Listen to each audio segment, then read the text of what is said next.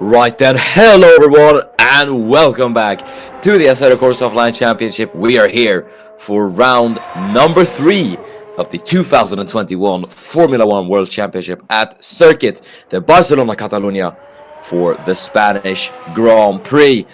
My name is Milan FG, your commentator as always, and Formula 1 is back for yet another exciting weekend of racing action. And we're here in Barcelona, in Spain, for round number 3. Should be a very, very exciting weekend indeed, as we're just getting the first stage of qualifying underway. Thomas Mandic is the man you're currently on board with, leading the first qualifying lap of the session. And as you'll witness the qualifying lap live, I will take you through the track. So, the Circuit de Barcelona, Catalunya, located in the municipality of Montmeló, near the city of Barcelona in the Catalonia region of Spain. The track was opened on the 10th of September 1991, marking this the 32nd year anniversary of the track. And ever since 1991, it has hosted the Spanish Grand Prix in Formula 1. So yeah, this track is a mainstay on the Formula 1 calendar, safe to say. You could also say it's a mainstay on the MotoGP calendar, has run there ever since 1992. Yeah, it has seen quite a lot of international racing action over the years, but we have also had a few series like World Superbikes, the European Le Mans Series 4 Hours of Barcelona, and even the World Rallycross Championship used to come here, which is quite interesting. The layout we are running now, which is the Grand Prix circuit with the chicane, the new one for 2021, is 4.675 kilometers and features 15 turns with a race lap record of a 1:18.1.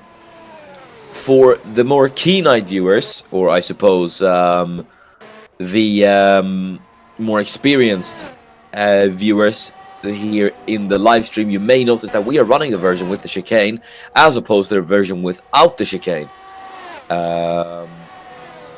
And this is the first time we are running the chicane layout of Barcelona since 2017, and well, we have decided to revert back to it since this layout seems to create a bit more better racing compared to the one without. So yeah, we'll see how this one is going to turn out. Either way, we're just having the first few times coming in on the board then. Laban Zasničkaj. You're looking at him right now, currently the fastest man on track. Is Will Parrish across the line, P8. Lewis McIntyre third. Alfred Klaus, P5. With a 1:23 flat.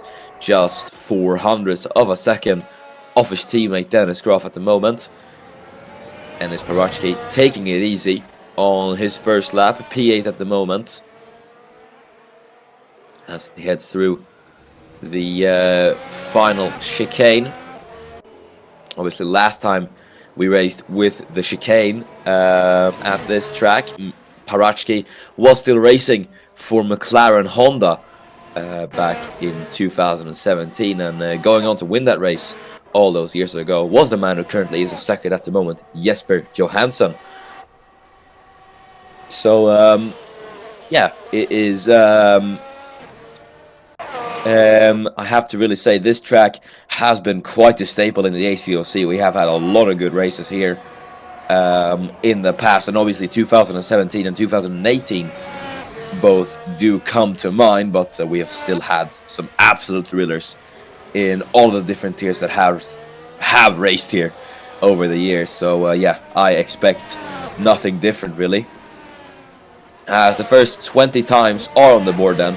Laban Zasnishke is your fastest man, and your bottom 5 is Tost, followed by Wale, Fraser, Arnold, and Album. Thomas Mandic looking a bit uncertain there as he's P14. And then you have Fernando Tost, one Aston Martin in the drop zone, and that always seems to be the case. So far this season, you've had one Aston Martin perform very well in qualifying, and the other one getting eliminated in Q1. At the moment, it's Cherezhnio sits in P12 and Tost sits in P16, but at the moment, Aston Martin not looking too fast. We're going to see Alexander Arnold in the Williams going across the line. It's no improvement for the German just yet. Currently, his teammate Alex Broster is, in fact, out of the elimination zone, but he does sit at risk of dropping into the elimination zone should anyone in the bottom 5 improve, as he sits P15. Look at the man one position behind him, Fernando Tost. Aston Martin fielding an all-Polish lineup this season, marking it, I believe, the 3rd team to have ever featured 2 drivers with the same nationality. And I think the first time we've seen a full season driver lineup of that. Looking at Josef Fredrik Schuto, currently in 7th.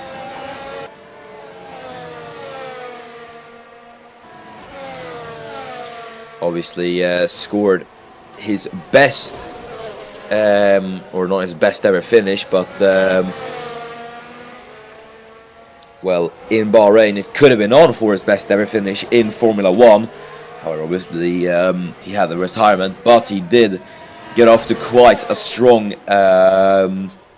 get off to quite a strong start at Portimao, scoring a P4. Now heading into Spain, he'll be looking to repeat those successes here today. He currently is on a lap through the middle sector. He's about 6/10 off, so I don't think it's going to be an improvement for the Slovakian at the moment.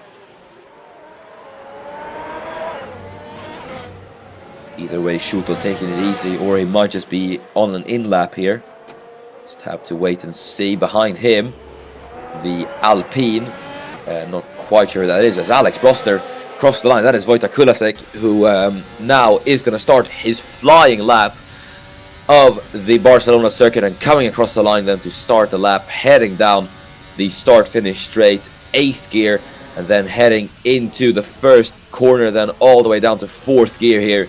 To head through the left-hander of turn number 2 and then the long right of turn number 3. We've seen great battles being carried through these corners, and whoever is the most daring usually does win through turn number 4 here, the other right-hander, where you do have to be a bit more on the brakes. Then heading down into turn number 5, hitting the apex there, getting the power down on the exit as he now heads down into turn 6 and then turn number 7 called TV3. Through a little kick of turn 8, and then the very tricky turn number 9. Fast right-hander coming at you, but it's quite easy to get it wrong and lose your precious tenths on that flying lap. Heading down to La Caixa now, turn number 10. Obviously remodeled for the 2021 season onwards. As we head through turn number 12, another flowing right-hander. Now into turn 13, Europe car. As we head into the chicane then, the RACC chicane, through turn 14 and 15, Kulasek getting held up by the Haster to the final corners, and he won't be too happy about that. Either way, round the last and 16th corner and across the line. It's no improvement for Wojtek Kulasek, but he currently sits best of the rest, I do suppose, P6, and I think he'll be quite happy about that one. Kai Cherezhnyi across the line, P9, very good lap from the Polish man. You also did have Luca Farina improve into P10, ironically enough, ahead of the man who replaced him at Ferrari, Thomas Mandic, who currently sits in P15. Mandic in risk of elimination, but that bottom 5 has not moved, surprisingly enough, in Q2. So if they want a chance at getting a higher qualifying position, they will have to get a move on. Alex Broster once again doing really well in qualifying, P12 at the moment for the Brits. He'll be happy about that one. The other Daniel Wallace, seems to improve. However, he stays in 17th. Tost now starts his flying lap. However, he is going to have a bit of traffic. I think Wale is the man ahead of him, and then there's someone else. Not quite sure who that is. Just caught a glimpse of Eric Adelberg there, who is in P14, looking to get both Alpha Tauris into Q2 here at Barcelona.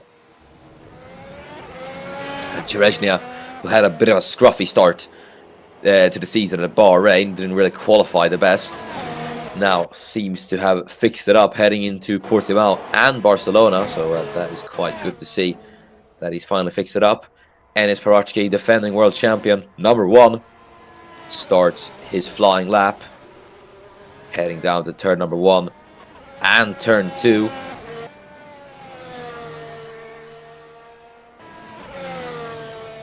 Laban Zasnishkai at the top of the timing sheets does improve.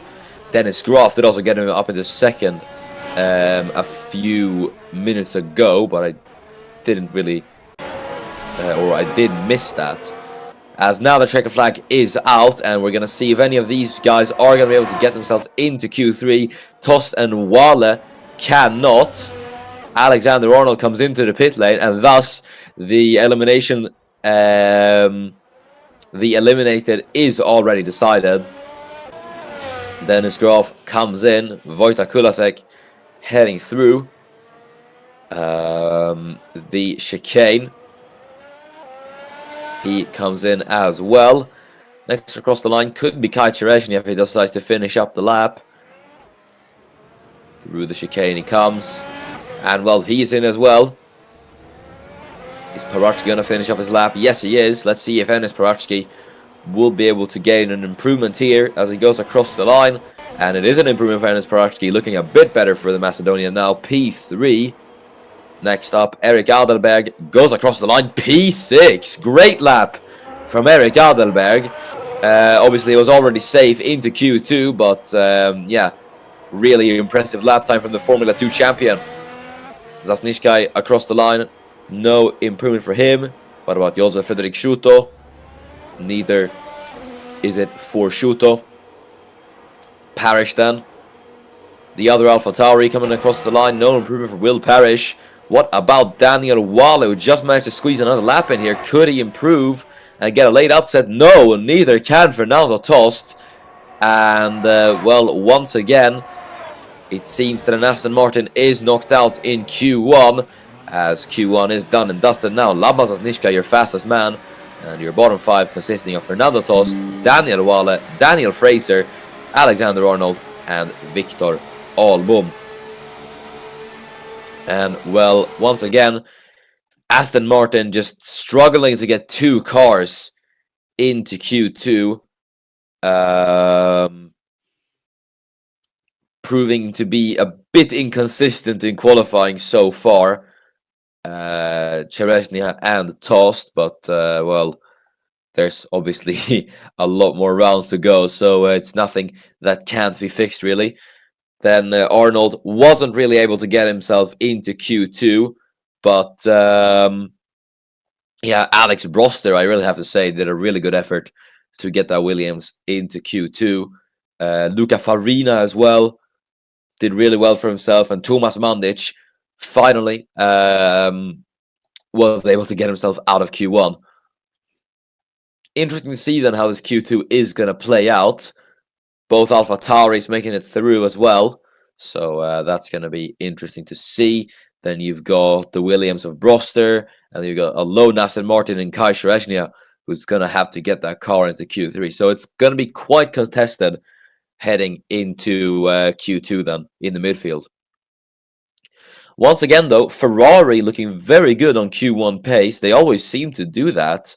But then in Q3, it seems to be where they drop off when Red Bull and Mercedes show their true pace in quali.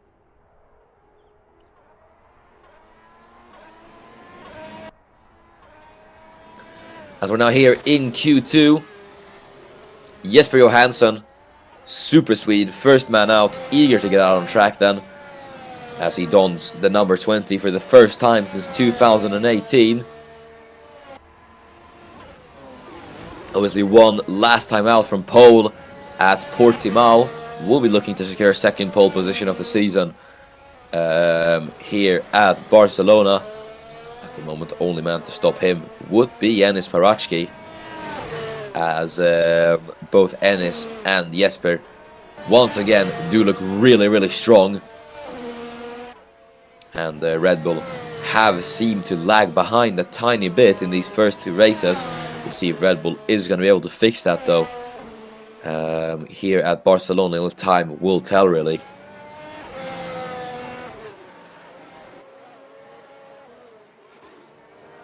He rounds turn number 11, just about to start his flying lap as he heads to the chicane. Jesper Johansson, as I did previously say, a race winner at this track all the way back in 2017, which I believe was his second win of the season. No, I am completely wrong. Jesper Johansson didn't win here. It was Miran Evji who won here back in 2017. What I meant to say was that Jesper Johansson took pole position at this track. However, I do believe he has a race win here, if I'm not mistaken. 2018, I remember that was Alfred Klaus who took the race win, and it was Dennis Graf who started on pole that race.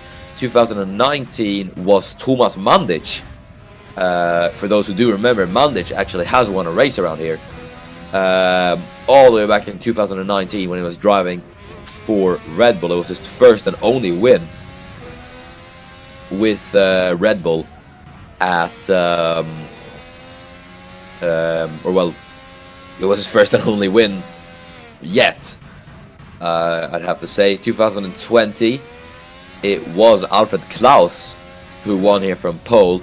So this track has been historically a Red Bull track. 2018, 19 and 20 has been won by a Red Bull driver, and we'll just have to wait and see if 2021 we'll see another Red Bull driver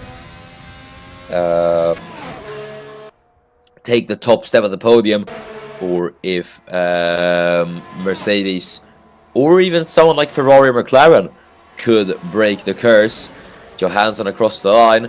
Kulasek goes faster than Jesper Johansson, so Jesper not too fast on that lap.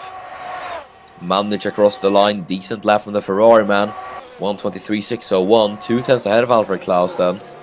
Two-time winner at this track. Alfred Klaus, Thomas Mandic.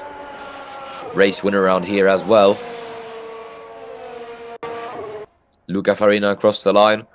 Only man, the 124s. Josef Fredrik Schuto slotting in between Johansson and Chereznia.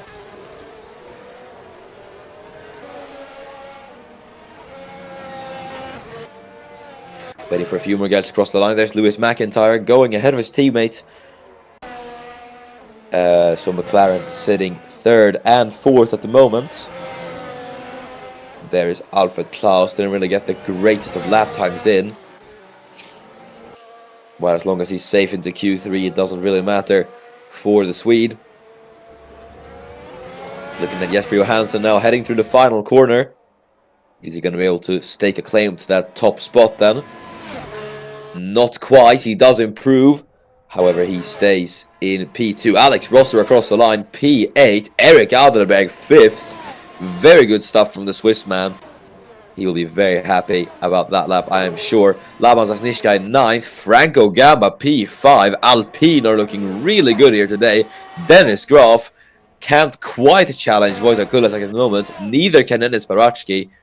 And the final man across the line should be Will Parrish. However, I don't know where the American is. Maybe it's just about to come across the line. Yes, there he is, P12. And that's going to be the final man across the line. And we have the first 15 times on the board.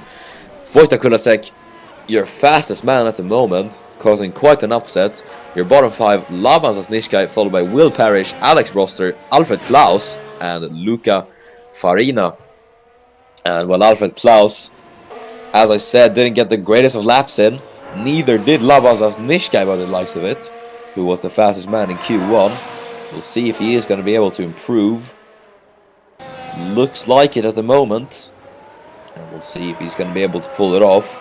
And if he does so, he's going to knock his teammate Mandic into the elimination zone. As Laban has to turn 14 and then 15 through the chicane. And then through the final right-hander. Let's see if the Serbian is going to be able to improve on this lap. He does, but it's not enough to lift himself out of the elimination zone just yet. Dennis Groff now goes fastest by about 900 a second. Enis Parachi goes up into second, sends Kulasek down into third. Short-lived glory for Alpine then, but either way, they're looking really, really good for a double Q3 appearance at the moment. Josef Frederick Schuto goes up into second, separates the two world champions in his orange McLaren. Very well done from Josef Frederick Schuto. If he could carry on the pace into Q3, just have to wait and see what he will be able to achieve.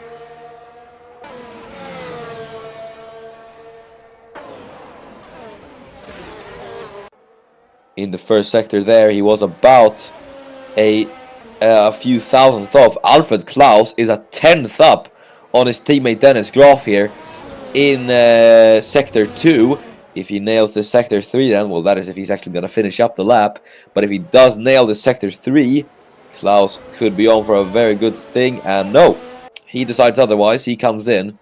What about the man in the sister team, Eric Adelberg, going across the line? Improvement from Eric Adelberg, but he stays in 8th. Cherezhnia goes up into 7th. Good lap from Kai Cherezhnia. Labas Asnishkai finds the edge over his teammate and now gets himself into the top 10 just barely and pushes Tomas Mandic into the elimination zone. Bit tense at Ferrari at the moment as both of them have traded places in the elimination zone, and it's currently Mandic facing the drop. Luca Farina improves. However, he can't get himself out of P15, unfortunately, for the Italian.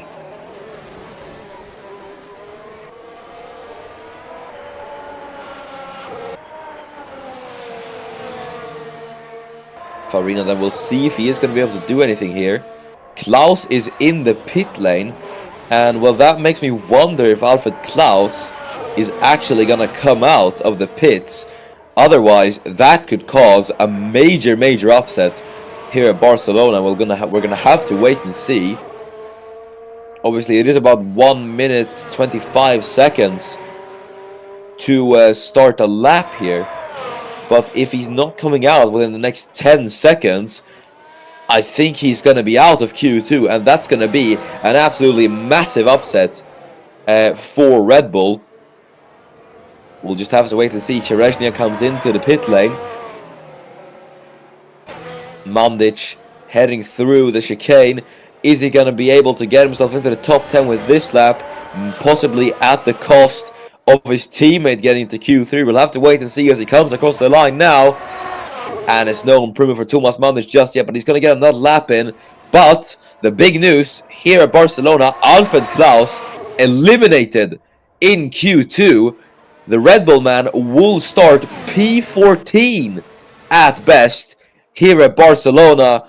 And that is going to be a major blow for Red Bull in their title fight against Mercedes. Klaus will start out of the top 10. And yeah, he will not be too happy about that. I don't know why Red Bull haven't sent him out, but they've made a major, major mistake here. Eric Adelberg will be quite happy. At least there is 2 drivers from the Red Bull family getting into Q3. Albeit one is an Alpha Tauri as the checker flag just comes out. Adelberg comes into the pit lane.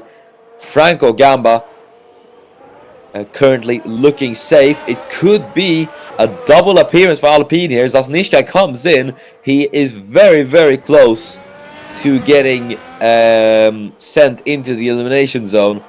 If any of the guys in the bottom 5 will improve. Parrish is into the pit lane, so he doesn't improve. Jesper Johansson next across the line, goes fastest. Mandic across the line, does improve, and that sends Laban Zasnishkai into the elimination zone and out of Q2. Ferrari once again looking tense, but Mandic will get his first Q3 appearance of the season here at Barcelona at the expense of his teammate Laban Zasnishkai, starting in 11th. Dennis Grafton is next across the line. Will he be able to improve? No. Wojtek Kulasek comes in, and it is a double appearance for Alpine here in Q3. Both their cars have qualified, and well, that is absolutely fantastic for the French outfit. They will be really happy about that. I think that should be it for Q3.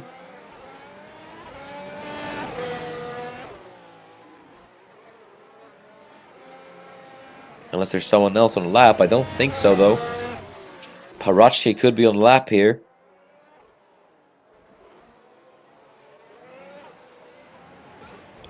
He heads to the chicane, and yeah, he's coming in. That is Q2 done and dusted. Jesper Johansson is your fastest man, and you're knocked out in Q2 are Laban Zasnishkai, Will Parrish, Alex Broster, Alfred Klaus, and Luca Farina. Q2 over then. Main talking point, Alfred Klaus knocked out in Q2, and that has caused a major blow to Red Bull here, considering Graf is into Q3, but Klaus will be starting P14 in this race. He's gonna have a lot to do heading into the race. Laban Zasnishkai as well just narrowly misses out on Q3 there. His teammate Tomas Mandic getting an improvement there. Mandic going through into Q3. Very well done from Tomas Mandic. But Laban, I think, will be feeling a tiny bit frustrated with that. Will Parrish P12, unable to make it both Alpha Tauris into Q2. Then you had Alex Broster, a decent effort from him, qualifying ahead of a Red Bull even. So, yeah, he has done very well for himself. Luca Farina probably would have liked to be a bit higher, but I guess you do take what you get. This is going to be interesting then. Tomas Mandic in the Ferrari, 2 McLarens, 2 Alpines. Then the 2 Red Bulls and the 2 Mercedes here in Q3, as we're just going to get underway for the third stage of qualifying, the third and final stage of qualifying, as the shootout for pole will now begin.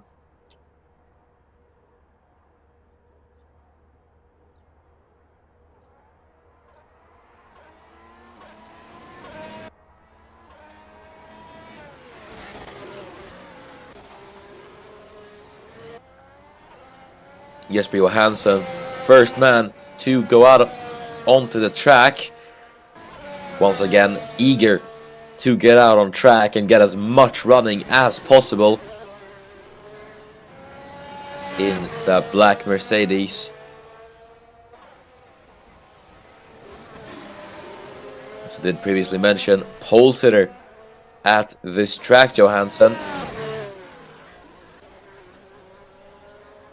So we'll see what he is going to be able to do here in qualifying. Again, as I did previously say, this is usually quite the Red Bull track, so they will probably have the advantage around here. Either way, we'll have to wait and see what Mercedes, who have been looking very strong at the moment, will be able to do. Johansson is just about to start his lap. Most of the guys coming out on track now. As Johansson rounds the final corner. It's going to be in free air as we ride on board with the 2-time world champion. Starting the lap now, heading down to turn number 1. Flying down the start-finish straight. Oh, I think there might be a bit of traffic. That is the McLaren just up ahead of him. Heading through turn 1 and turn 2. This is not going to do Jesper any favors at all. The McLaren there is on the outlap. Jesper Johansson on a flyer here. He's not going to be too happy with the man up ahead. Johansson heads to turn 7. And then into... or no, sorry, this is turn 7, apologies. Turn 7 and then turn 8.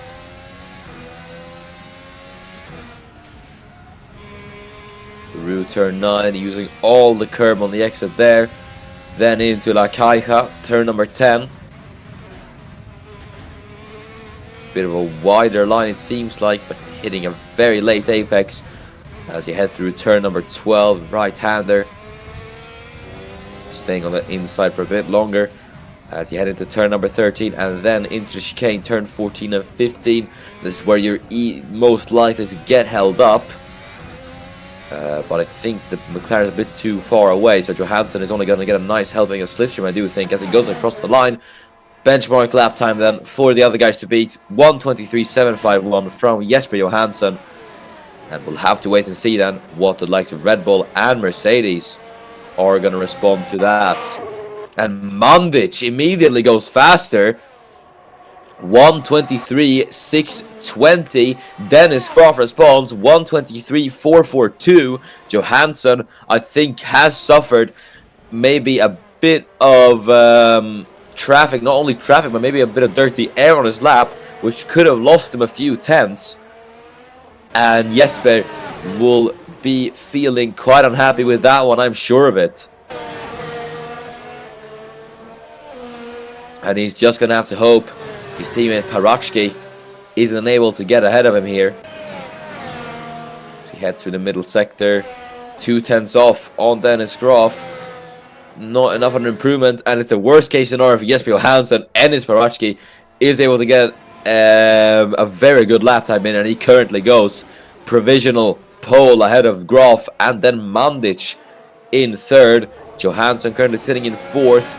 He is not going to be happy with this McLaren at all. I do think that is Lewis McIntyre, if I'm not mistaken, judging by the green crash helmet. That is Lewis McIntyre. Eric Adelberg, P5. Great lap from Eric Adelberg, the Swiss driver in the Alpha Tauri, doing very, very well for himself. There is Dennis Groff then, going across the line. Can he dethrone Ennis Parachki? No, not quite. Franco Gamba in P6. Jesper Johansson not looking too good at the moment. He's still being held up by McIntyre there. Lewis, who currently sits in 8th. 2 tenths slower than Jesper. Johansson is not going to be too happy about that. Mandic then looking very, very good in qualifying.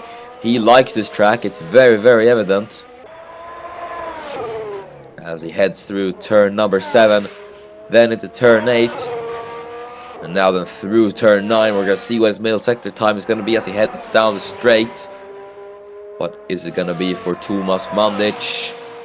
Second sector time. And he's up. He's up on Ennis Parachki by 0.006 of a second.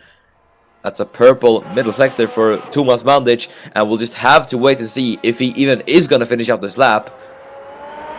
Because as we've seen before, we've had instances of people on very good laps and then just coming in as he heads through the chicane. And yeah, he is going to finish it up. This third sector is going to be imperative for Tomas Mandic. What will it be for the Croatian? Not enough. In sector 3, he lost 2 tenths in the final sector, and it wasn't enough for him. But Dennis Groff will go on to provisional pole with 1.5 minutes to go. He gets a not even a 1/10, but a 700th advantage over Ennis Parachki to take provisional pole away from the Mercedes man. It could be Red Bull and Dennis Groff's first pole of the season here at Barcelona, unless Parachki, Johansson, or even Tomas Mandic could respond to the Red Bull man. Parachki then is going to try to stop Dennis Groff as he goes across the line. No improvement for Ennis Parachki. Jesper Johansson is trying to make the overtake on Lewis McIntyre, and that's not going to do his lap any wonders at all. Johansson then probably, unless McIntyre comes into the pit lane this instance, Johansson will most likely not be able to improve, and he comes in. Johansson frustrated with the traffic he's been facing throughout the entire qualifying session. It's been an abysmal Q3 for Johansson, and he will start P4 at best. Allenberg comes in, Kulasek and McIntyre as well. Franco Gamba, as it is currently P6 and P7 for Alpine, improves, but isn't really able to make it much better. Dennis Groff across the line isn't able to extend his advantage in pole. 3 seconds to go, 0 on the clock, and checker flag is out. Groff versus Parachki. Now Mandic is in. It's between the two world champions, Mercedes versus Red Bull, for the pole position here at Barcelona. Only man to dethrone Dennis Groff, Ennis Parachki, as he heads through the chicane. Is he going to be able to do it? Or is he going to come into the pit lane? And he's in. Ennis Parachki is in. And that maybe makes up for the amends of Klaus being eliminated in Q2. Chereshnia, then we're just waiting for the final few guys across the line. Chereshnia across the line, P9 for the Polish man. That sends Josef Fredrik Schuto down into 10th. Will the Slovakian be able to respond to that lap time? As he heads around the final corner across the line for Schuto. He does, he gets back his P9 from Kai Chereshnia. Good stuff from Schuto, but a bit of a disappointing qualifying maybe for McLaren, as it is P8 and P9. Alpine, though, very good day in the office for the French team. P6 and P7. Just waiting for 2 cars across the line. And that is it, ladies and gentlemen. For the first time this season, Red Bull take a pole. Dennis Groff is on pole position here at Barcelona. And that is Q3 over with, ladies and gentlemen. And I have to say, it's an unusual qualifying win, I really have to say so, causing quite an upset. As I said, traditional Red Bull track this, and Dennis Groff has now taken pole position, his first of the season, looking to mount the fight to Mercedes here at Barcelona.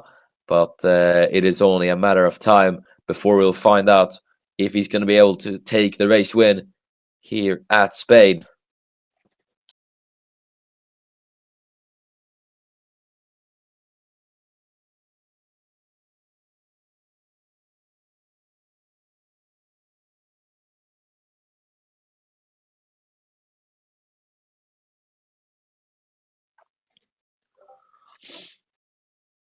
Obviously, Klaus starting in 14th and Groff starting in 1st, meaning that Dennis Groff will basically be up against 2 Mercedes, just about. The Mandic in 3rd, I have to say, considering his qualifying record in these first 2 races, it's really great to see Thomas Mandic finally up there and being able to show his true pace in that Ferrari.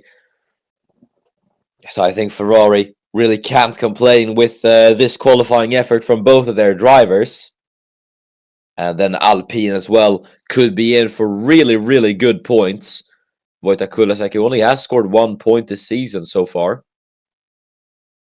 And Franco Gamba, who did score points last time out as well, looking good at the moment for Alpine.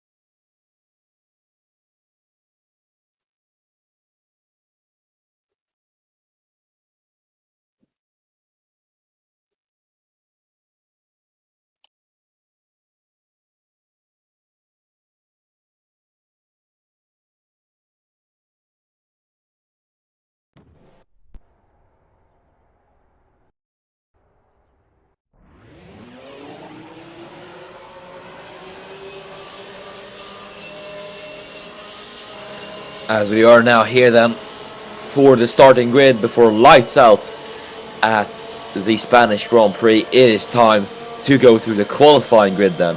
And on pole position for the first time this season, Dennis Roth for Red Bull, and accompanying him on the front row, Enis Paraschke in the Mercedes, 2 world champions occupying the front row. P3, Thomas Mandic in the Ferrari again, this obviously being his favorite track, judging by his records around here. He starts P3 with Jesper Johansson in 4th. P5 is Eric Adelberg, absolutely incredible from the Formula 2 world champion, really showing what he is made of. And P6 behind him, Franco Gamba for Alpine. P7 is Wojtek Kulasek, Gamba's teammate. A very good qualifying effort from Alpine, but we'll just have to wait and see what they're going to be able to do in the race, as P8 will be taken by Lewis McIntyre, and then Josef Frederick Schuto in 9th. Kai Tereshny rounds out the top 10 for Aston Martin, as Labas Nishkai just missed out on Q3. He starts P11. Will Parrish starts in 12th, with Alex Roster in 13th. A very good qualifying effort from the Williams man, as Alfred Klaus will have a lot to do today, starting P14, being knocked out in Q2. Luca Farina is P15 with Fernando Tost in 16th. Then it's Daniel Wale in 17th, with Daniel Fraser starting 18th for Haas. Alexander Arnold is 19th, and rounding off the grid for Haas, it is Victor Albom. Right, the grid is set. Ladies and gentlemen, we're about to go green here at Barcelona. 34 laps await us, 6 lights. And we're underway here at Barcelona. Seems to be a decent start for Graf as he gets off the line easily. Johansson as well has got a good jump on his teammate Enis Paraschke. Mandic going down to 4th as Johansson's there on the inside line at 2. Mercedes wheel to wheel as Johansson swings around the outside line and gets up into 2nd. Great start for Jesper Johansson as Dennis Graf is able to pull away. Thomas Mandic struggling here at the start then. Franco Gamba to the inside line then of the Croatian as the two go wheel to wheel heading into turn 4. Gamba on the outside line. Is he going to be able to make it stick on the Croatian here as they head down into turn number 7? Gamba going round the outside. Mandic hugging the curb as much as he can to try and hold that inside line then through turn 9. Mandic able to defend. Great battling between the two. Great defense from Thomas Mandic, but it has lost him quite the time. There's Lawan Zasnishka defending from Will Parrish. Josef Frederick Schuto going down the inside line of Wojtek Kulasek. As there's another McLaren fighting in Alpine. Lewis McIntyre trying to take P5 away from Franco Gamba. Great start from Lewis McIntyre as well, as he's gained 2 positions already. As Gamba runs a bit wide. McIntyre takes advantage of it. They bang wheels heading through the chicane. It's a bit sloppy there on exit from McIntyre as they're side by side through the final corner. Great racing on the opening lap here as Gamba puts the squeeze on the McLaren driver heading into turn 1. Could get a bit iffy here as McIntyre's there on the inside line. They're side by side, wheel banging again, and it's a contact between the two. McIntyre off into the gravel, and I think he is out. He's beached it, and contact between 2 midfield rivals, which has sent them both down the order. McIntyre down to 19th and Gamba to 20th. Disaster for McLaren and Alpine here at Barcelona, and they will be 1 man short in the top 10 as there's Klaus on the inside line. Wojtek Kulasek now is up into 10th then, following their accident, and he is fighting Wojtek Kulasek for 9th as the two go wheel to wheel. Labas Nishkai has got himself up to 7th, getting both Ferraris into the top 10 as Klaus round the outside. Great move from Klaus. He gets himself up into P9. There's Will Parrish now going on the inside line of Fernando Tost. There's Broster getting a bit out wide.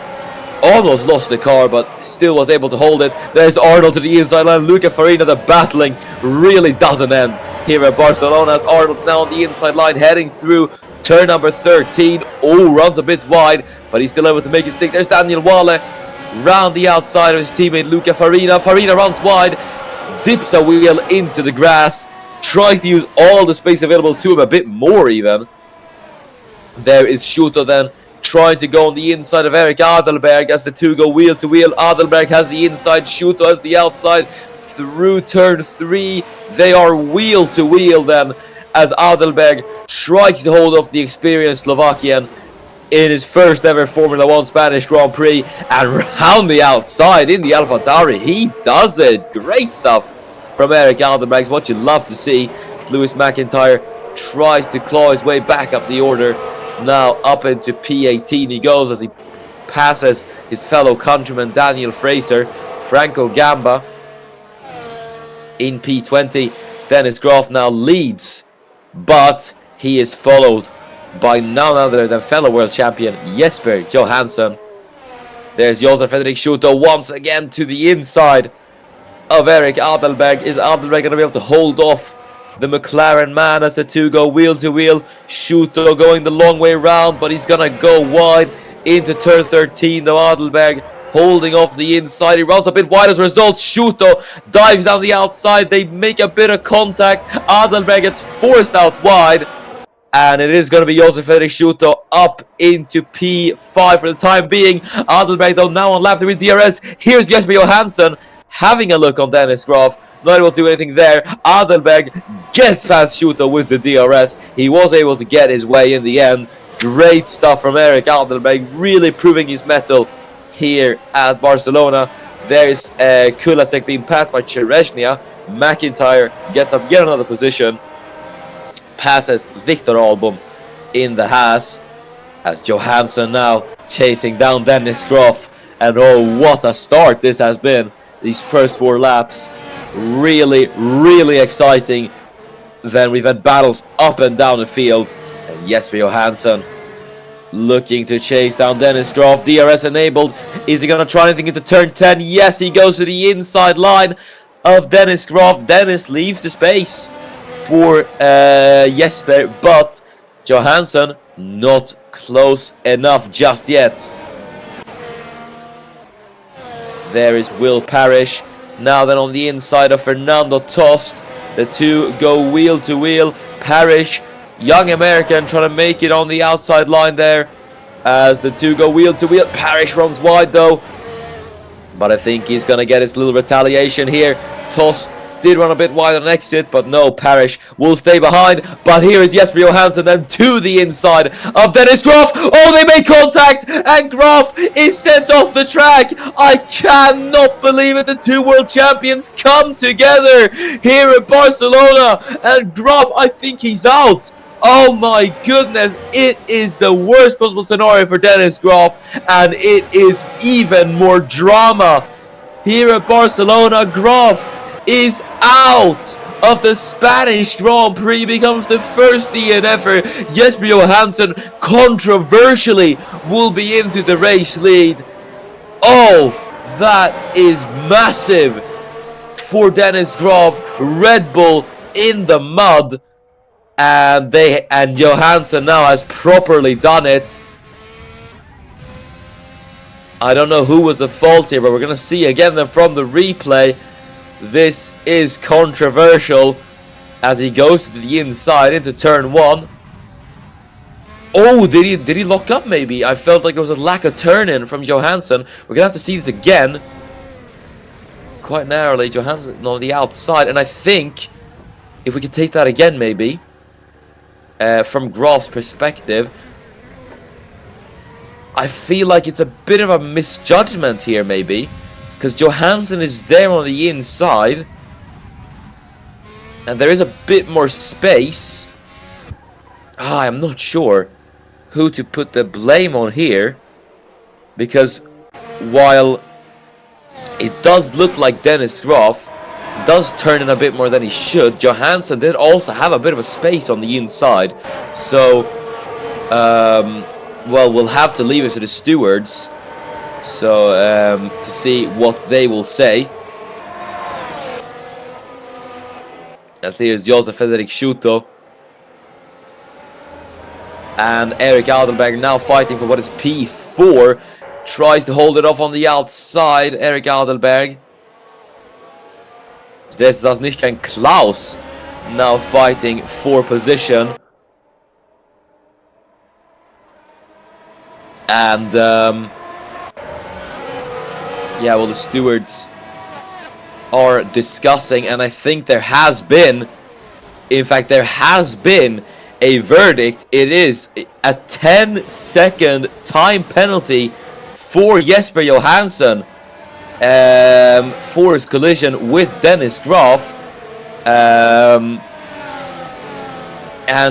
I think it is justified considering the circumstance. Jesper Johansson didn't quite leave the space for Dennis Graf there, and also I guess considering the circumstance as well, Johansson has been hit with a 10-second time penalty. So yeah, at the moment that is gonna put quite the spanner in the works for Jesper Johansson.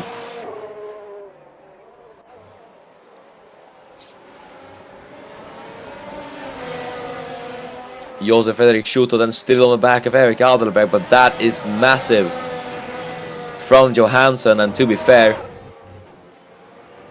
when you're fighting so hard for the race lead, I think there's no doubt that obviously one of the parties will eventually slip up into a mistake, and this time it just was Jesper Johansson. And well, I guess the penalty maybe was deserved. There's Josef Fredrik Schuto now getting past Erik Adelberg. Up into P4 goes Schuto, as here almost a 3-wide situation, as there was Tost, Broster and Parrish all fighting there. I think Tost made a bit of contact with Parrish there, but everyone keeps their position.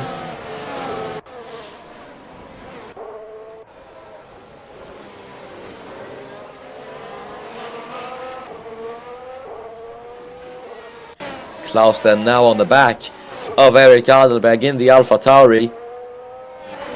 It's the Red Bull Senior car versus the sister car in the Alpha Tauri. We'll see who's going to come out on top here. Klaus has the overspeed on Adelberg and is going to go to the inside line into turn number 10.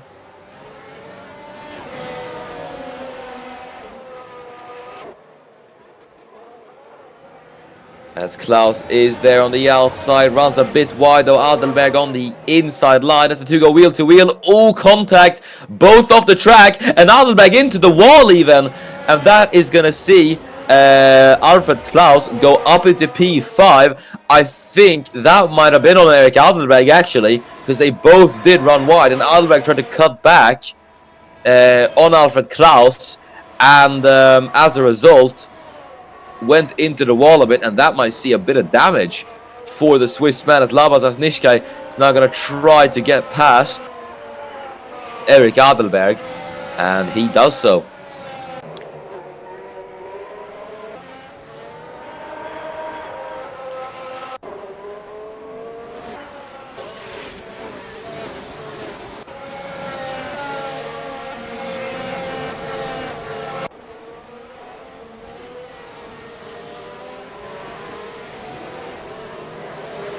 As we're now looking at Wojtek Kulasek in P9 at the moment. He's chasing down Kaicher Rezhnia in 8th, I mean.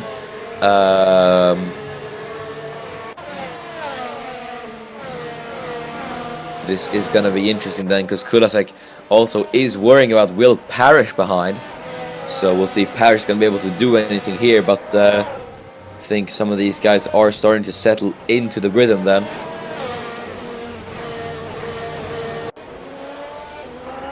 As Johansson provisionally, I believe, will be P4 if I am not mistaken.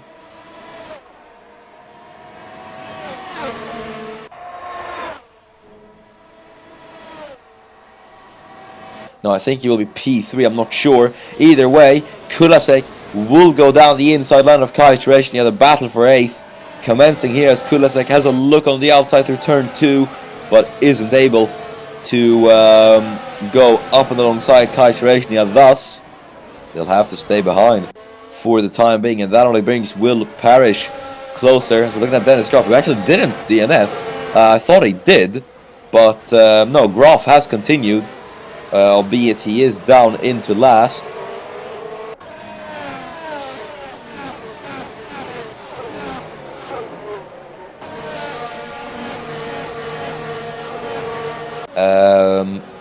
Another verdict by the stewards. Franco Gamba and Lewis McIntyre will be investigated after the race, so you'll get a verdict on that later on. Here is the two Williams fighting. Then there's Arnold fighting Brosser, and then Parrish fighting Kulasek as the two go wheel to wheel. Will Parrish on the outside line. Is he going to be able to get it done then, as the two are side by side? And there Kulasek runs wide. Parrish takes advantage of that on the outside line through the chicane. Kulasek runs wide. Parrish, is he going to be able to get himself up into P9 with this move?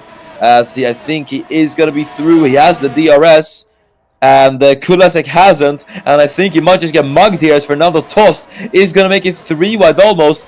And yeah, Parrish is through into P9. Tost and Kulasek make contact though, and Kulasek is forced out wide. They're 3 wide there in the background as the two Williams go wheel to wheel. Daniel Waller tried to make it 3 wide there, but just ultimately had to back out of that situation, as there is Franco Gamba being passed by Dennis Groff. Groff at least not last now, as Farina trying to get past Lewis McIntyre. McIntyre at the P15, so he is continuing his charge, McIntyre.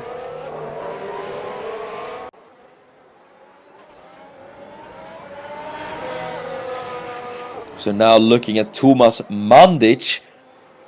Obviously, he currently is P2 on track, but this, mind you, is the battle for the provisional race lead.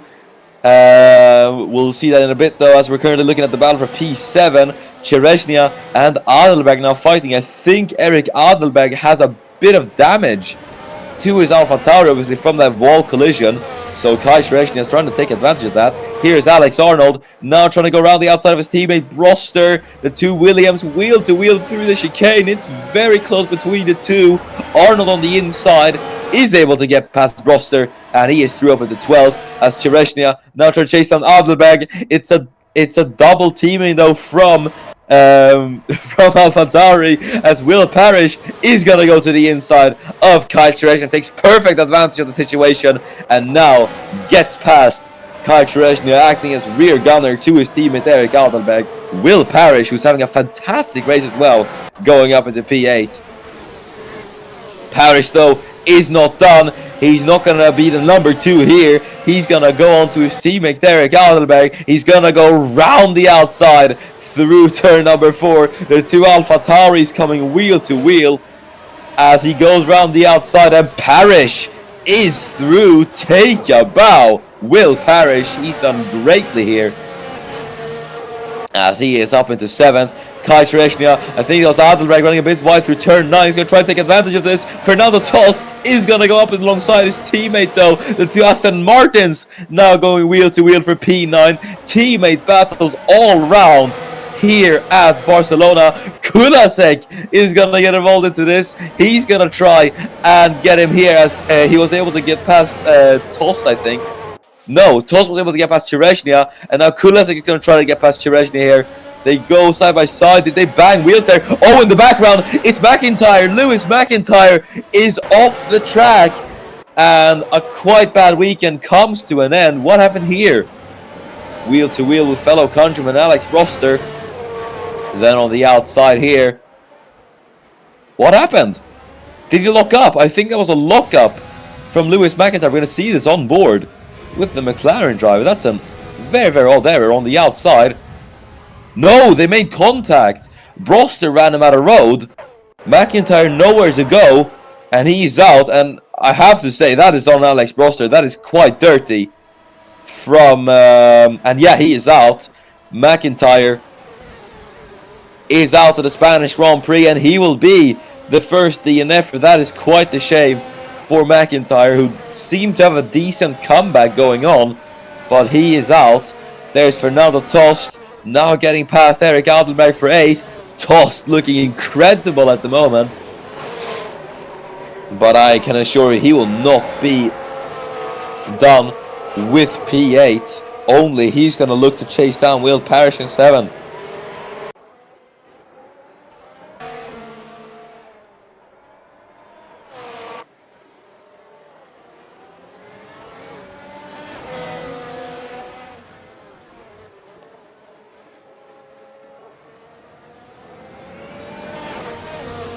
Looking at Alfred Klaus now, as he's chasing down Josef Frederick Schuto.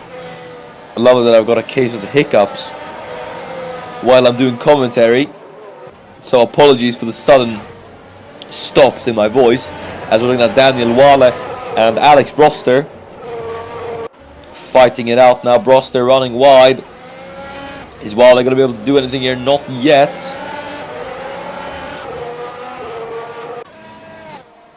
As Wale has a look on the outside through the final corner. That was daring from Wale, but I didn't really understand how he intended to make that work.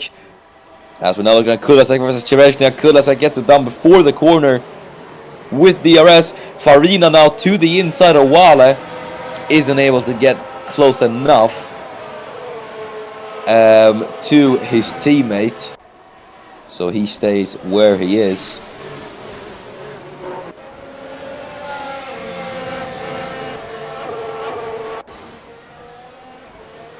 Kulasek now on the back of Erik Adelberg, and Adelberg I think is struggling, considering he's got damage to that Alpha Tauri. There though is Josef Frederick Schuto and Alfred Klaus now battling. Klaus silently charging through the field as he's on the outside line now, and through turn 12 he's on the outside. Schuto then running a bit wide, but Klaus taking advantage of it then late on the brakes from Alfred Klaus. You love to see it from the Swede, and he is through into P4. Is it going to be Schuto with the DRS then? Yes it is. He's going to get a second chance at defending his 4th place, and he's going to go to the inside then, wheel to wheel with the Red Bull man. Late on the brakes from Josef Frederick Schuto, both going all out for P4 here as he's on the outside. They're still wheel to wheel. Klaus then going the long way around, gets it done on Josef Frederick Schuto. Great stuff from Alfred Klaus. Incredible battling between the two, and that is really what you love to see. There's Farina not only getting past his teammate Daniel Wale, but he did also get past Alex Broster. So great stuff there. 2 Haas teammates swapping as well. Daniel Fraser getting up into P16.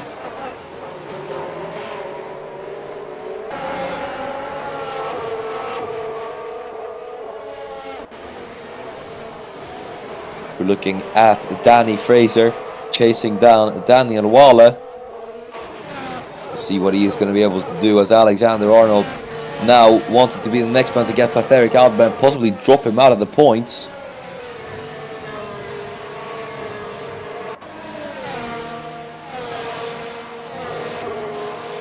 And he is going to do that now then.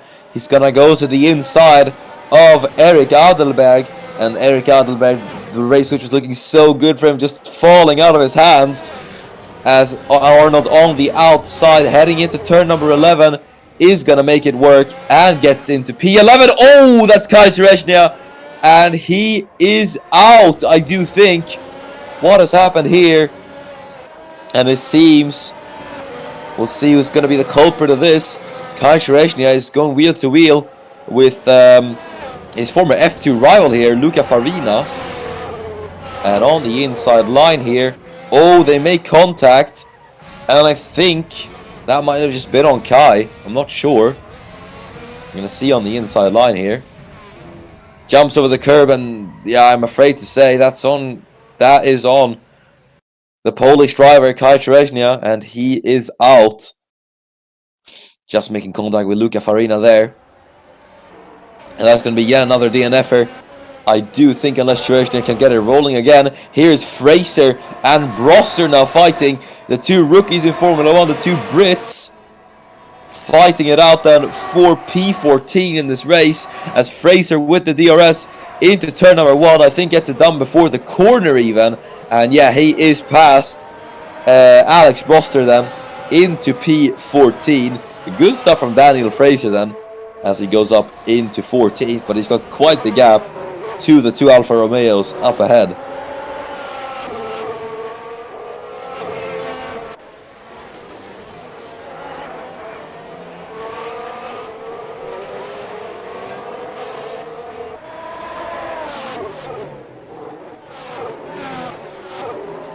Looking at Luca Farina, trying to chase down Eric Adelberg. Such a shame for Adelberg as well.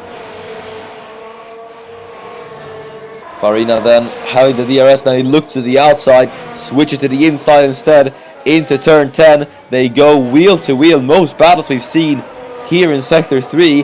Farina going to the outside, gets it done into turn 12. Nice, clean and swift move from Luca Farina to get up into P11. That is what you love to see from the Italian man. And now he's got Alexander Arnold just up ahead of him.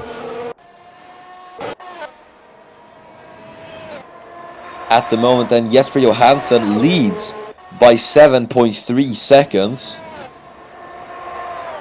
Still not enough for him to hold on to the race lead. I think he'll provisionally still be in P3. As there is Wall and Adelberg. Eric Adelberg is going all wrong for him here at Barcelona. And Wale now is going to get past the Swiss man.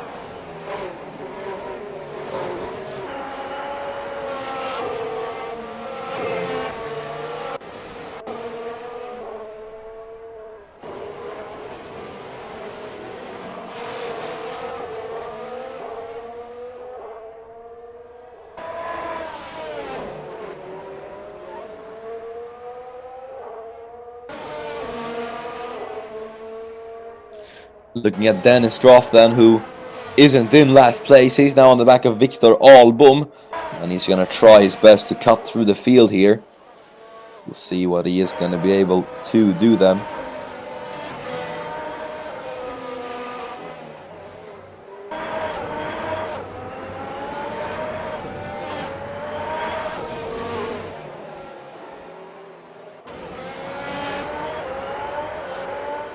Obviously quite the speed difference in those cars, so we'll see what they're able to do. Fraser is now going to be the next man to overtake Eric Adelberg.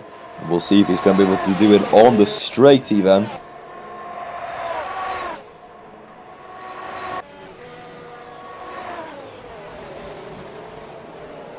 Heading through turn 1, he has a go, but he just isn't able to do anything just yet, and thus he has to stay behind.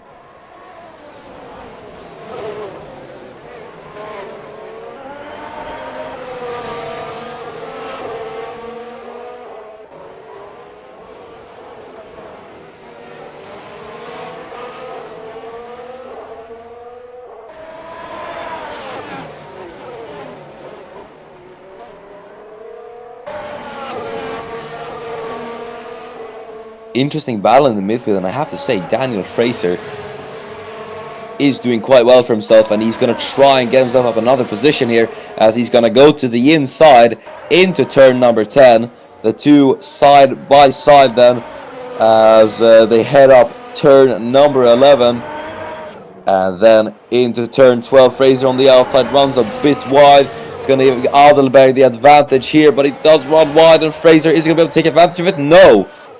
He has to stay behind for the time being, but he runs wide just incrementally, and that is going to see Broster slip up the inside to try and take the advantage here. He has the DRS, Fraser does too, but he's got the overspeed to be able to get past for the time being. Fraser is going to try to retaliate on the inside line. Late braking maneuver from Daniel Fraser as the two go wheel to wheel for P14 here into turn 3. Fraser on the inside line. Who is going to get this in the battle for P14 as Fraser heading into turn 4. Now once again on the inside line. Can Broster make it stick the long way around is the question. And as the two Brits side by side, and it is Daniel Fraser in the Haas going up into P14. Great stuff from Daniel Fraser.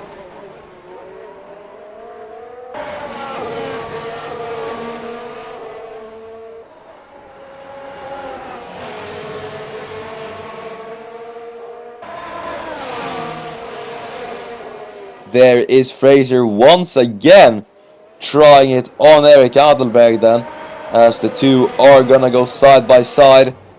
Who is gonna come out on top? Is Fraser finally gonna be able to do it on Erik Adelberg, as the two are gonna go wheel to wheel into turn 11. Oh, jumps over the curb, Erik Adelberg, and that's gonna lose him not only one but 2 positions to Daniel Fraser and Alex Broster.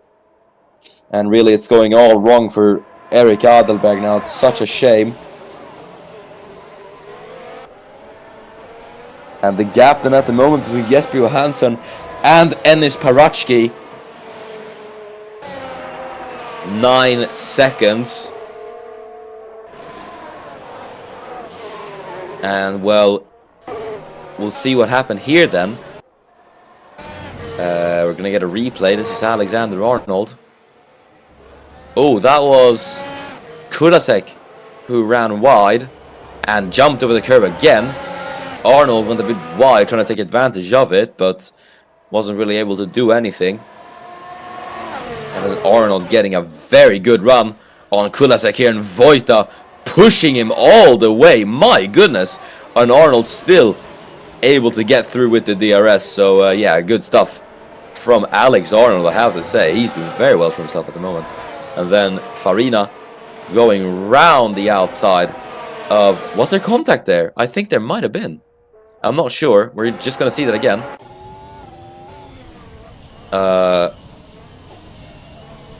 As made on the outside line here, Luca Farina. Opportunistic stuff from Farina. And oh yeah, I think there was the slightest bit of contact. But if we get like the rear...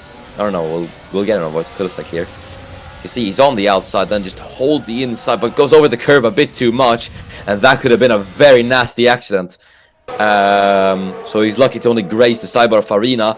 Daniel Wale is now going to go around the outside line of Vojta Kulasek as the two go wheel to wheel. What is Daniel Wale going to be able to do then, as they are side by side? Wale on into turn 9 has the inside, but Kulasek holds it firm the long way round and is able to defend. Heading into turn 10 though, could it be round 2 for Daniel Wale? Yes it is. It's going to stick a wheel up the inside of the Czech man in the Alpine, Vojta Kulasek.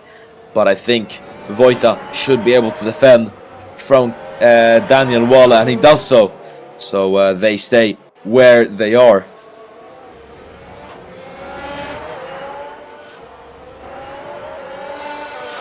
Good stuff from Vojta Kulasek. And here is Tomas Mandic. Not unsure what's happened to Mandic here, but we'll see then. Oh, lockup. Lockup from Tomas Mandic. Slight error from the Croatian, and that sees him lose quite the time on Enis Parachki.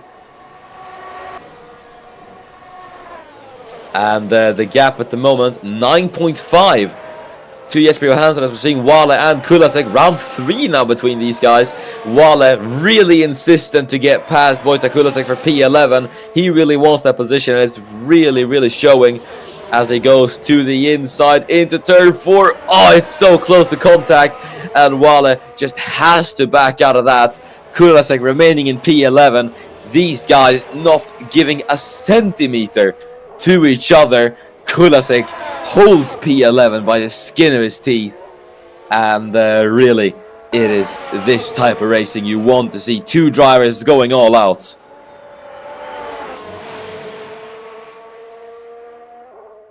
Is Wale going to be able to get it again here into turn 11? He's going to get another shot. Wale taking every opportunity he can, but this time he actually does look a bit closer. And through turn 12, he's going to be on the outside, the Alfa Romeo versus the Alpine. Who will come out on top in this gargantuan battle? Don't even think that's a word, but yeah, Kulasek runs wide through the chicane. Was there contact there? Not sure, but Kulasek runs wide, wheel to wheel to the final corner, and it's Daniel Wale who is ahead. But I think Kulasek, no, doesn't get the DRS, and that seals the deal for Daniel Wale. Up into 11th he goes. Great stuff, and an incredible battle as well from the pair of them. Really respectful and just all out. Both of them going all out for what is P11, not even points. And really, that is what you love to see in Formula 1. All drivers just fighting it out as best as they can for every single position. It's truly what makes you love this racing series. As Dennis Grafton on the back of Victor Albom. Safe to say there probably won't be any points. Here's something as well. Jesper Johansson, despite his 10-second time penalty, has built up an 11-second gap to Enis Paratsky. So Johansson lapping significantly faster than Paratsky at the moment. Well, this is gonna be interesting then to see. And I guess one could also say, could this be a bit of foul play from a Mercedes? Could Paratsky maybe be holding up Thomas Mandic intentionally so that Johansson gets the race lead? Or is it just the fact that Paratsky is genuinely lacking pace to Jesper Johansson and Johansson has just been on it?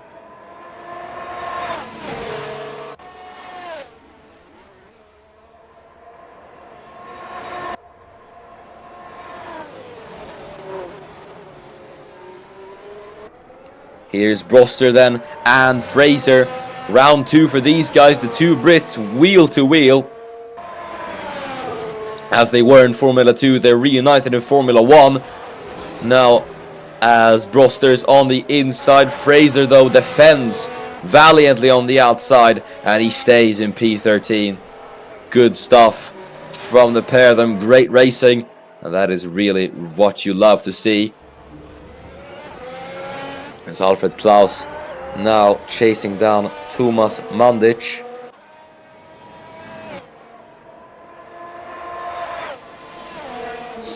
So we look at the position gains. Alfred Klaus, 10 positions gained. Absolutely incredible from him. But I have to say, the unsung hero of this race, Alexander Arnold, take a bow from P19 to P9. He has done incredibly to go up that far. Fernando Tost, 8 positions gained as well. Parrish and Zasnishkai up 5. Shuto up 4. Johansson up 3. Wale 6. Farina 5. Fraser 5. Then Albom up 4. Graf losing 14 positions. McIntyre losing 12. Gamba losing 12.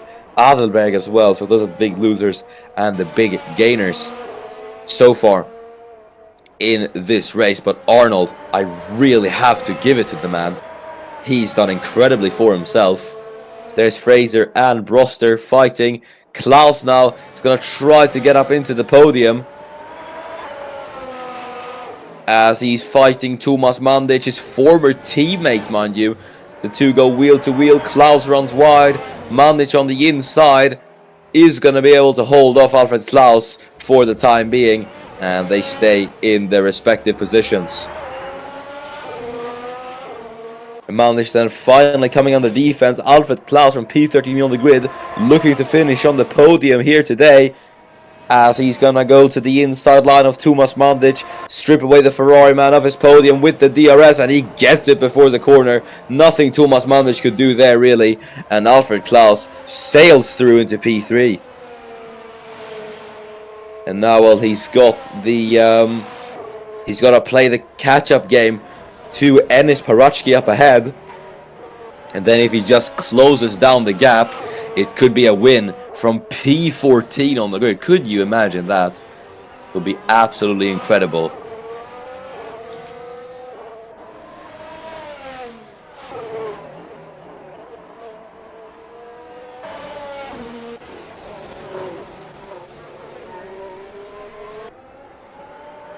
Broster and Fraser then still locked into this battle for P13, which they have been for quite a while.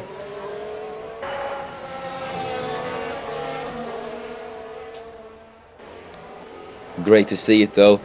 Obviously, Haas haven't been that competitive this season, so we really haven't seen much of them battling with each other. So it's really great to see that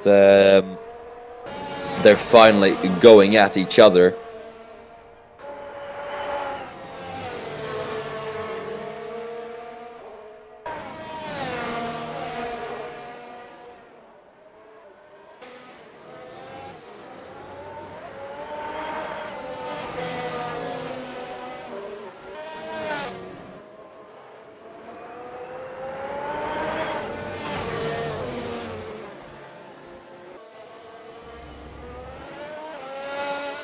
We're now on lap 25 out of 34. I actually don't know who has the fast lap of the race. My senses tell me it's Jesper Johansson, but I haven't really been paying attention to that. Either way,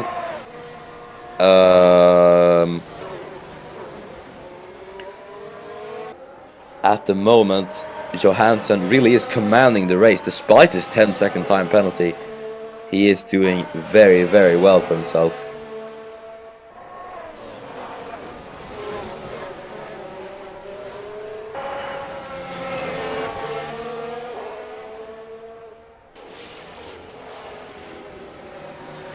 Johansson Broster rounds turn number 7 and then 8, chasing down Daniel Fraser, and he's got none other than Dennis Groff there behind him as well, who's now invited himself into this battle. So yeah, this is going to be quite interesting to see then what Dennis Groff's going to be able to do, and immediately looking frisky on the outside line there, Dennis Groff trying to take advantage of these two battling.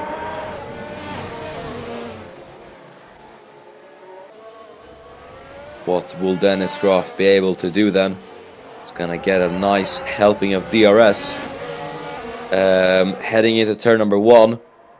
Let's see what he's just going to be able to do. So the DRS is engaged then for Dennis Groff. Broster has it as well.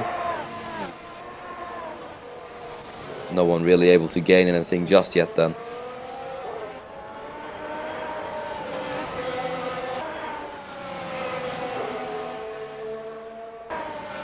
Broster through turn 3 really is feeling the man in the Red Bull breathing down his neck here. So yeah, we'll have to wait and see what is going to happen there, as Luca Farina look a bit further up the field to this man who currently is running in the points. Could be Alfa Romeo's first points of the season here today, and it could be at the hands of this man, Luca Farina, in the Alfa Romeo.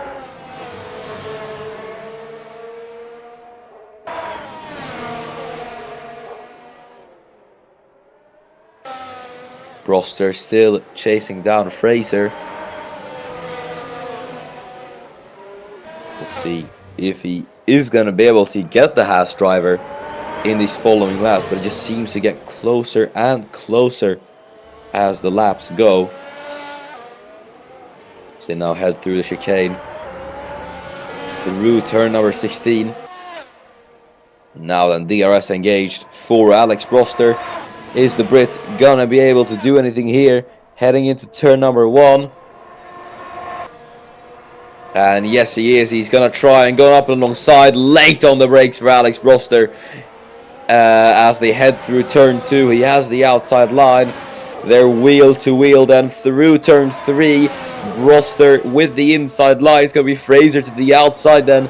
Now into turn 4. Who is going to get it done as they go wheel to wheel? I think Broster didn't get the greatest of traction through turn 4 and had to back off. Fraser on the defense. Great stuff from Daniel Fraser in the Haas. And he remains in P13. Again, this brings Dennis Groff closer with 6 laps to go. We'll have to see what is going to happen in this battle.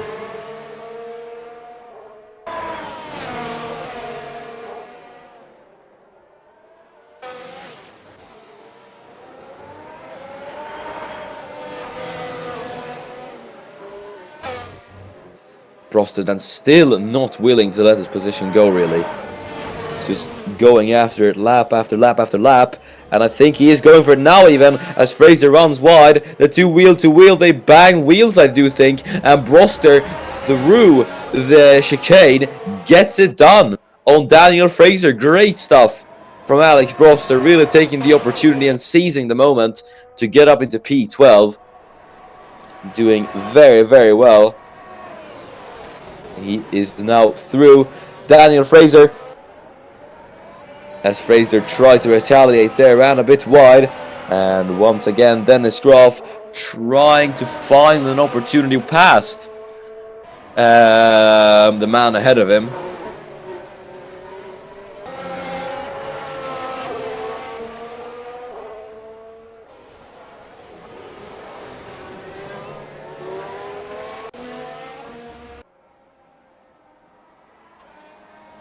Here is Alfred Klaus. Now he's on the back of Enis Parachki here, actually, so he could try and take second.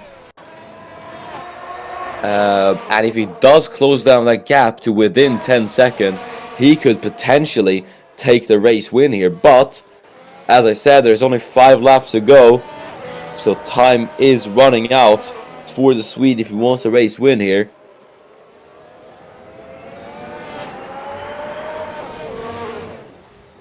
We'll just have to see, as there's Dennis Groff to the inside. Fraser ran off the track. I think he locked up. And as a result, Dennis Groff was able to find his way past the Brit. And that is Groff then up into P14. Great stuff from Dennis Groff.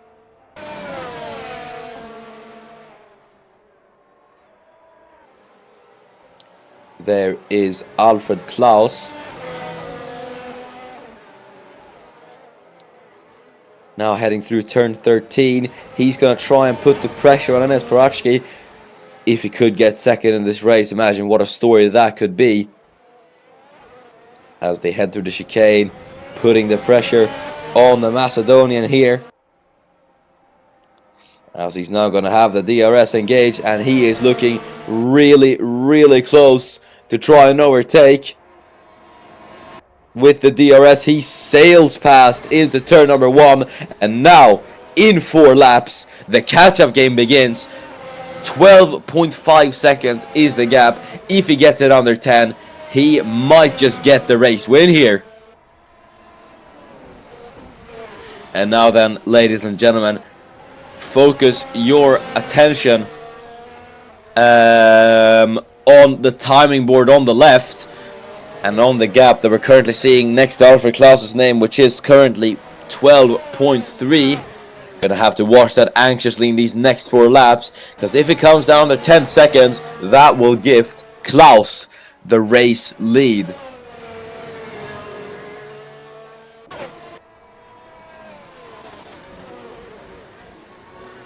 And now this is going to be a very interesting outcome to the race. Could you have Jesper Johansson, despite a 10-second time penalty, best his rivals and take a race win? Or could it be Alfred Klaus from 14th on the grid to try and take a race win?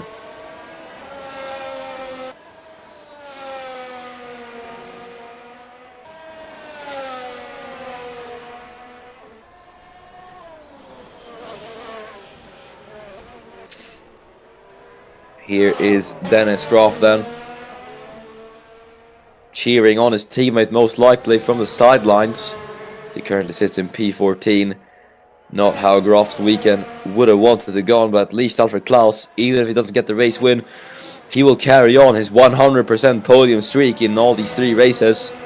A feat which, well, only Jesper Johansson has been able to pull off.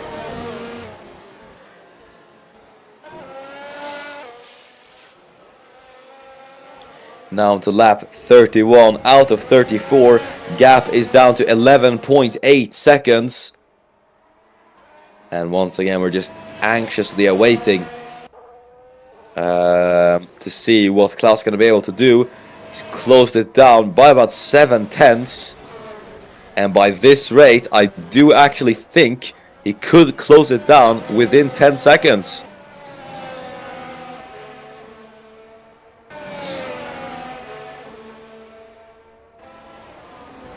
Groff now got Daniel Fraser. He's going to be chasing down Alex Broster for P13. Again, probably a weekend to forget for Dennis Groff.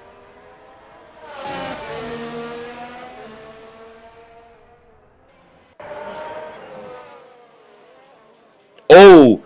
That is Alexander Arnold, and oh my goodness, the man who did so well in this race is out. What has happened to Arnold? And I think it's a mistake because there's no other cars around him.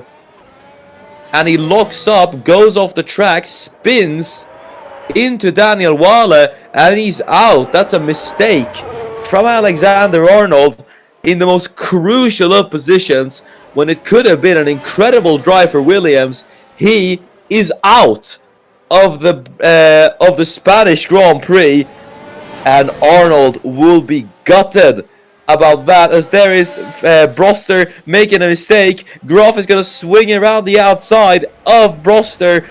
Alex runs a bit wide, but he's still able to keep it wheel to wheel with Dennis, but he is able to get ahead of Dennis Groff and get to DRS as well, and is through into what is P12 now. And this also brings Daniel Wale into the points. Double points for Alfa Romeo here at Barcelona.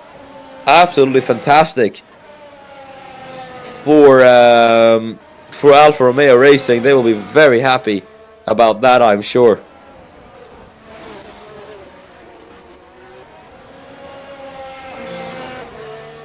Either way, lap 33 out of 34. Gap is 11.7 seconds. Klaus hasn't oh! Big slide from Luca Farina. Daniel Wallace immediately going to take advantage of that, as he, with the DRS, is going to be on the outside line. Will he be able to make it stick, though, through turn 11? Arnold still stuck there, but Wale, round the outside into turn 11, gets a very, very good move done on his teammate, and he is through up into P9. And Farina getting all out of shape through turn 9. Was able to hold it, but still, that is not the type of mistakes you want to be doing. But really, you can tell the tires are just going. Lap 33 out of 34. Klaus has closed down that gap by about 0.2 of a second. Needs to gain 1.5 seconds on Jesper Johansson. Oh, my heart dropped there for a while. Johansson, I think, made a mistake of some sorts. Oh my goodness. Could you have believed it? Oh, but this is big, actually. This is massive, ladies and gentlemen, because Johansson did make a mistake. The yellow name just appeared, but this is into turn 11, and I think he might have saw the yellow flags. Locks up into the gravel and is able to get the car rolling in, but that's a huge error from Jesper Johansson, and this now brings Alfred Klaus into it. Johansson, who was comfortably leading almost the entirety of the race, makes one error and now could lose the race lead as a result due to penalties. Final lap of the race, Klaus just needs to bring it home in one piece. No errors whatsoever from Alfred. He just needs to bring it home cleanly this final lap, and he will have brought home what could possibly have been one of the most memorable wins in Formula 1 history.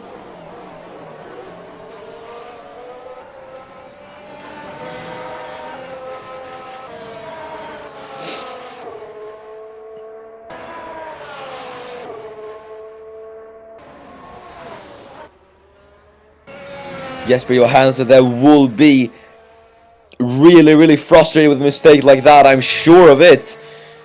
Just a crucial mistake in the second to last lap of the race, which has allowed Alfred Klaus to catch up, it looked to be in his favor heading into the final lap of the race, and he's just thrown it away. Johansson will be kicking himself for that mistake. heading into turn number 13 and 14 then. He is going to cross the line in first place on the road, but he's not going to get the win. It's going to be this man claiming possibly one of the most memorable wins of his Formula 1 career from P14 on the grid. Alfred Klaus wins the Spanish Grand Prix, and no one thought he'd take the race win today. He's proven them all wrong. From 14th on the grid, that's simply incredible from Alfred Klaus.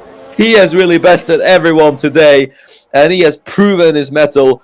14th to 1st. Take a bow, Alfred Klaus. Daniel Waller then coming across the line in 9th to secure Alfa Romeo's first points this season. Him and Alfa Romeo's first points, double points for the team, as well as Luca Farina just grabs 1 point. Dennis Groff in 12th. Disappointing race for him, as he will come home pointless here at Barcelona.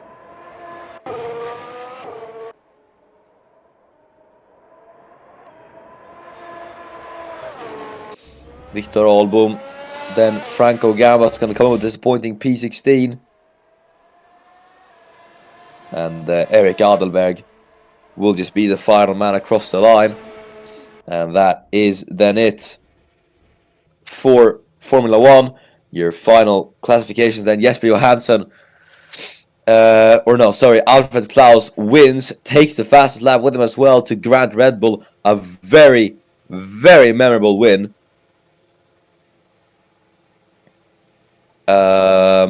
He takes the race win, and Jesper Johansson will be a bitter second in this race. Enes Barachki finishes 3rd to make it at least a double Mercedes podium, with Thomas Mandic, who finishes in P4. Josef Fredrik Schuto is 5th, with Laban Zasnishka finishing in 6th. Will Parrish is 7th. Very, very good day in the office for Will Parrish, as he scores a yet another points finish. As Fernando Tost is in 8th. Daniel Waller and Luca Farina P9 and P10. Great results for both of them. As in P11 it is Wojtek Kulasek in the Alpine. Dennis Groff will be disappointed with that P12, but realistically there's nothing he could have done. Alex Broster finishes 13th. Then it's the two houses of Daniel Fraser and Victor Albo finishing P14 and P15. And your final two finishers, Franco Gamba and Eric Adelberg, with the non-finishers being Alexander Arnold, Kai Shreshnia, and Lewis McIntyre. That has been it then for Formula 1. Thank you so much for watching.